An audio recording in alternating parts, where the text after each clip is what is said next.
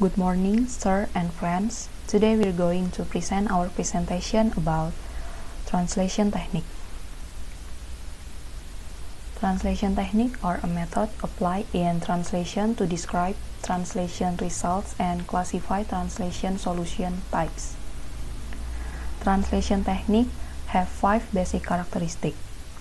Impact on translations, classified by comparison with the original text. Impact the micro unit of text, discursive and contextual, and functional. The specifics that define each technique used in translation were first recorded in 1958 in a methodology for translation by J.P. Vinay and J. Darbelnet. Vinay and Darbelnet lay out 8 translation techniques split into the subheadings of direct translation and indirect translation. Direct translation technique.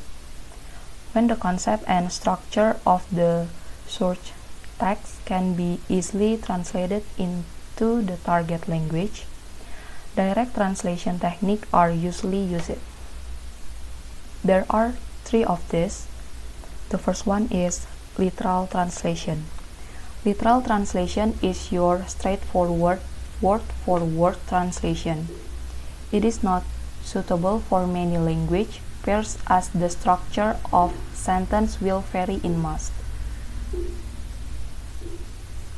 For example, the first one, she had read a book of mine and had written to me about it. The second one, painting with ink is a unique feature of Chinese culture and Pak Suharto always show off his expertise every time Semawi's market is open. Examples of sentence above use literal translation techniques because the source language is directly translated into the target language with a slight adjustment of the language structure. The second is calque or loan translation. Loan translation refers to the practice of borrowing a phrase from another language and translating it literally into your target language.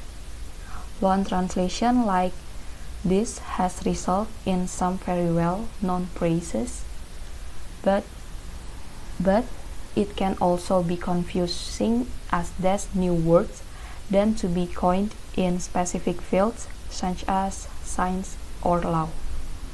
Some of the most famous examples in common usage include Übermensch from German becomes Superman in English. The French marché aux puces has become the English flea market. Borrowing. Borrowing in translation is in some ways the flip side of calque. Here, words are deliberately taken straight from the source language and transferred into the target text. This has resulted in numerous examples which have entered common usage, especially in English. But other languages, such as Vietnam, have incredibly high proportions of borrowed words and loan words. In English, consider Schadenfreude from German, meaning enjoying the misfortune of others. Coffee from French, hamburger from German, and sugar from Sanskrit. Borrowing may be chosen as the correct translation technique to use for several reasons. The first one, there may be no equivalent word in the target language. Second one is, it may serve to underline or preserve the culture context of the search text.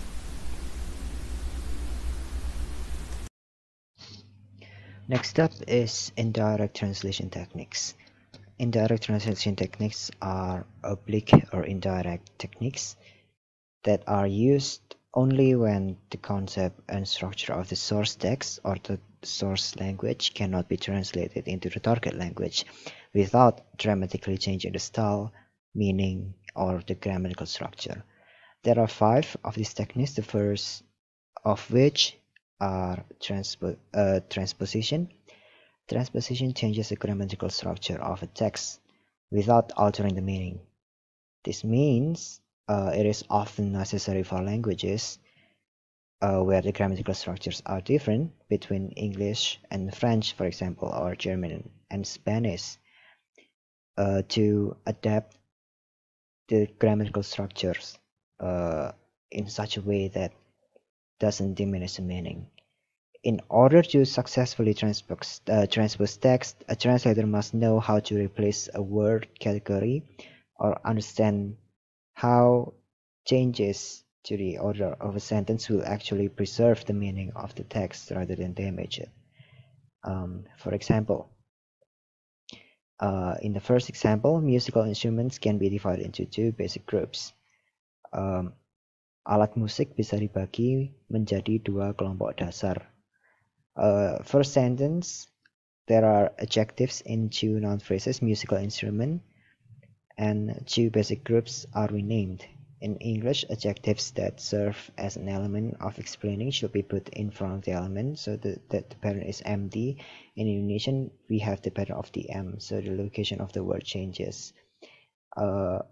This also applies to more complex examples in which you have to change the grammatical structures because, for example, in grammar you have gerund. In Indonesian, bahasa Indonesia yang baik dan benar, translating gerunds literally is actually discouraged, especially in academic environment. The second example is modulation. Modulation means using a different phrase from phrase form that used in the source documentation in order to convey the same meaning in target language. The goal is to change your point of view in order to preserve the meaning while simultaneously adjusting what has been written.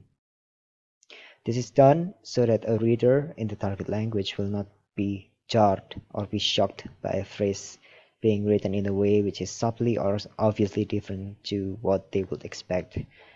An example, in French, a person might say dernier étage, literally means last stage of a building.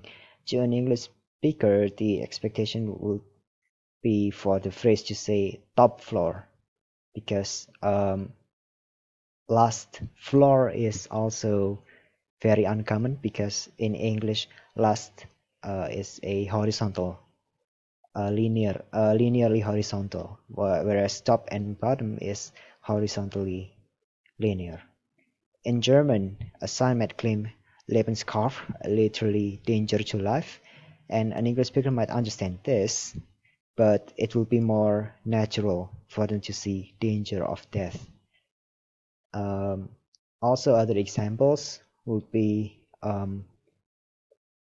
the translations of "you kiss your mom with that mouth" in English, and in Indonesian, translating it to "kamu mencium ibumu dengan bibir itu," it doesn't really convey the sarcastic remarks, the joking atmosphere of the phrase, whereas translating it to a more local dialect of "mulut kamu gak sekolah" is more acceptable.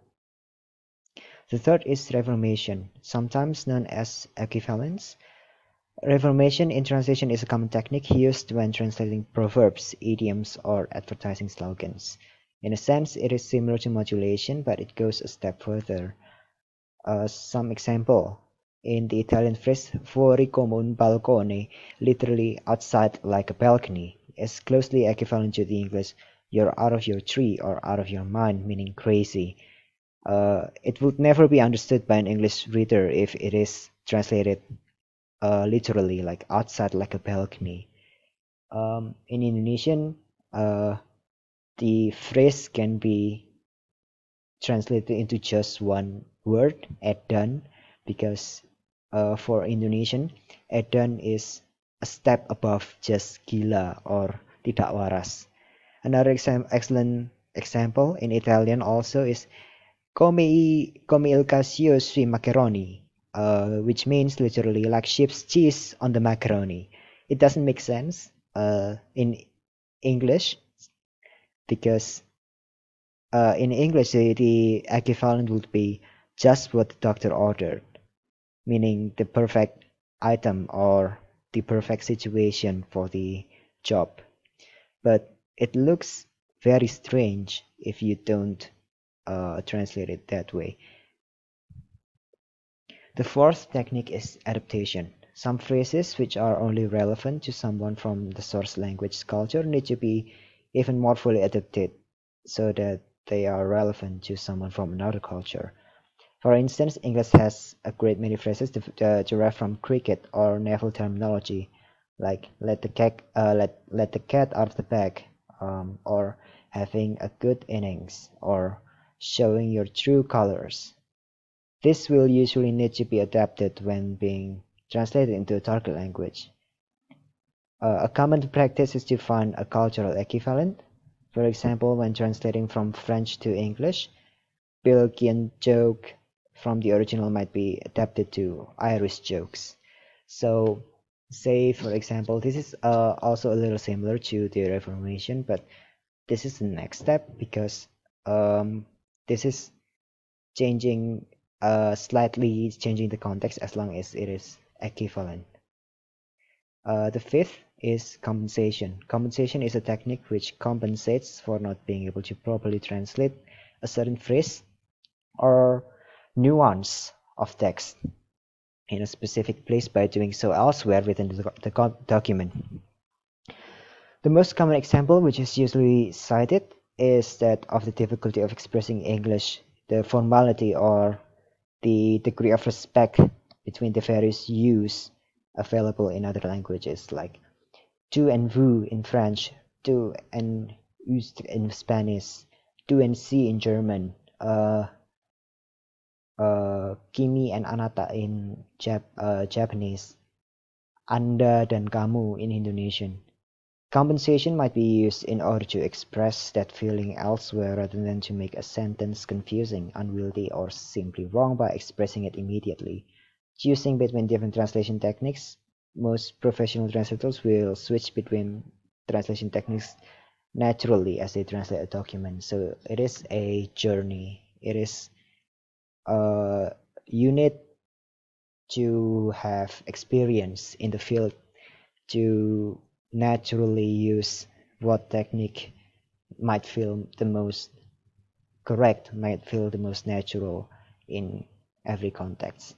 This is a very important skill because it is the reason why human translators exist, and it's preferable compared to, say, machines like Google Translate and other such softwares, because any translation requires the translator, the linguist, to understand the source and target culture, not just language, not just the sentence structure, but also the culture, the soul, the intended meaning of the target, and how to transpose it into another language. Another techniques to use on untranslatable concepts, including footnote, which means adding a little note at the end of a page to explain a certain word, or interpolation, which adds a phrase or clause directly within the text. So, perayaan Dia de los Muertos, hari peringatan orang-orang mati, next. Or you can just omit the section that doesn't add anything to the overall meaning. This is usually done to a narrative text. Or transference, which means leaving the untranslatable word as is. And that will be all from us. Thank you.